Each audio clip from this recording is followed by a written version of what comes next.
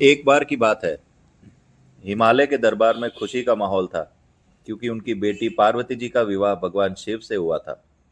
विवाह के बाद पार्वती जी ने जब अपना अलौकिक रूप धारण किया, तो उनके मस्तक पर अर्धचंद्र की भांति घंटे के आकार का चंद्रमा चमकने लगा।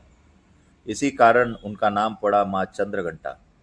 माँ का यह स्वरूप बहुत ही अद्भुत और वीरता से भरा हुआ था।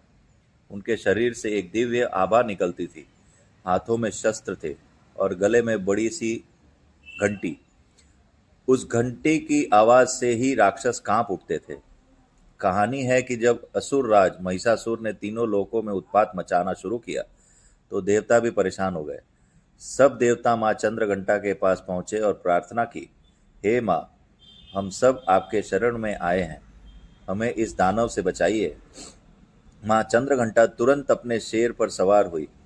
उनके एक हाथ में त्रिशूल, दूसरे में गदा, तीसरे में तलवार और चौथे में कमल था। माँ के 10 हाथों से तेज बिजली सी शक्ति प्रकट हो रही थी।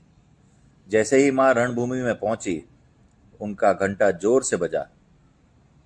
उनकी ध्वनि से असुरों की सेना में के कान फटने लगे और वे भागने लगे। महिषासुर खुद माँ के सामने आया और बोला, हे देवी, मुझसे कोई देवता नहीं जीत सकता, तुम भी नहीं जीत पाओगी।